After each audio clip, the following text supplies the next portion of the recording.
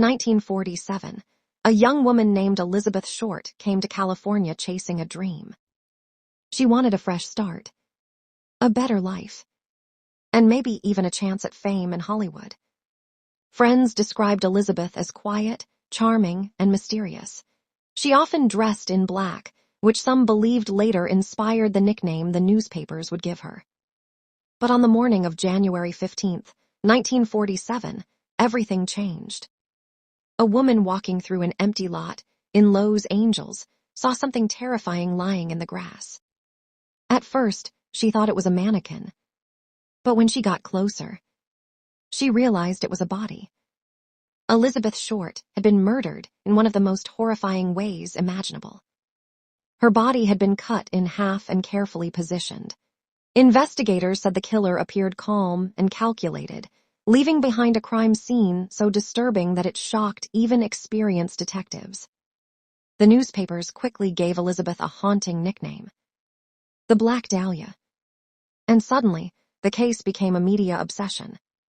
Police were flooded with suspects. Some people even falsely confessed just for attention.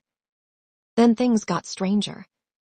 A mysterious person, claiming to be the killer, began sending letters and personal belongings belonging to Elizabeth to newspapers.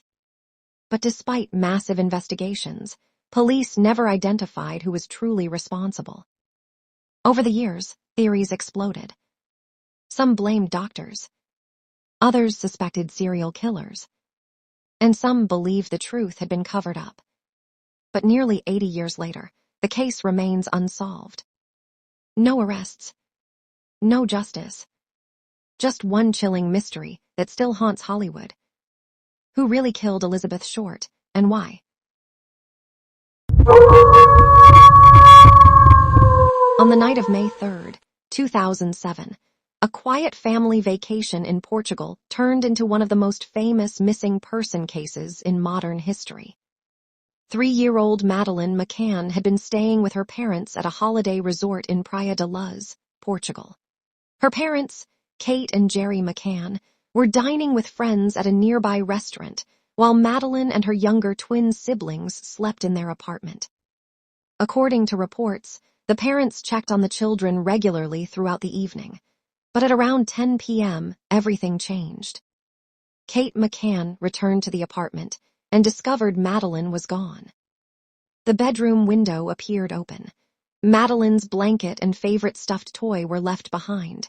There was no sign of forced entry and no sign of the little girl. Panic spread instantly.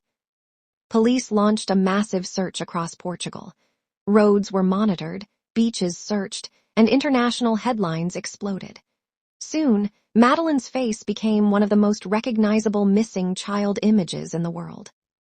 But the case quickly became complicated. Investigators explored multiple theories: kidnapping, human trafficking, even the possibility that someone close to the family knew more than they were saying. At one point, Madeleine's parents themselves came under suspicion, though no charges were ever brought against them. Years passed, but the mystery refused to fade.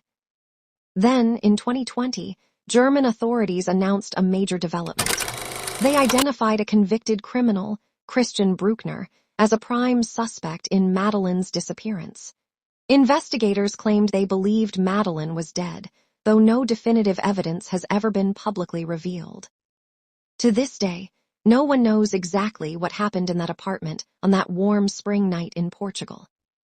No body, no confirmed answers. Just a question that has haunted the world for nearly 2 decades. What really happened to Madeleine McCann?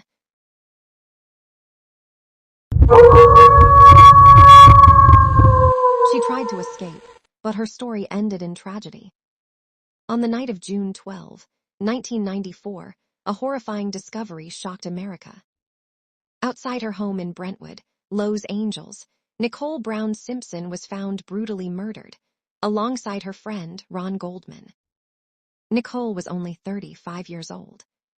To the public, she seemed to have it all: beauty, wealth, and a glamorous life connected to football superstar and actor O.J. Simpson, her ex-husband. But behind closed doors, things were far darker. Years before her death, Nicole had called police multiple times, reportedly terrified after violent incidents involving O.J. Simpson. Friends later claimed she felt trapped and feared for her safety. Then came the night that changed everything. Just before midnight, Nicole and Ron were attacked outside her home in an incredibly violent assault. The crime scene stunned investigators. Suspicion quickly turned toward O.J. Simpson. Days later, the world watched in disbelief as police chased his white Ford Bronco in one of the most famous live televised pursuits in history. What followed became the trial of the century. Millions watched as shocking evidence, legal battles, and explosive courtroom moments unfolded. In 1995, O.J. Simpson was found not guilty in criminal court, a verdict that divided the nation. But in 1997, a civil court later found him responsible for the deaths of Nicole and Ron.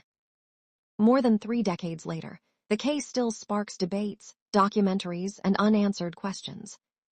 Because for many people, the biggest mystery isn't just what happened that night. It's whether justice was ever truly served.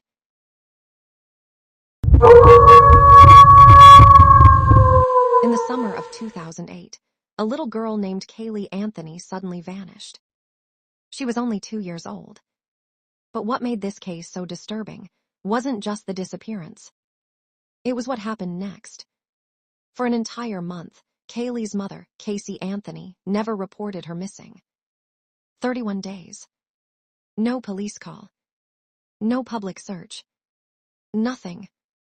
It wasn't until Caylee's grandmother contacted authorities that the world learned something was terribly wrong.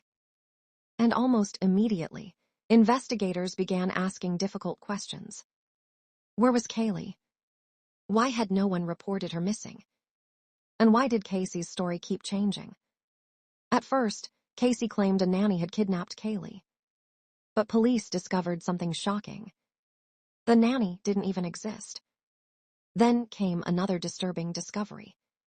Investigators said there was a suspicious smell coming from Casey's car, one some believed resembled decomposition.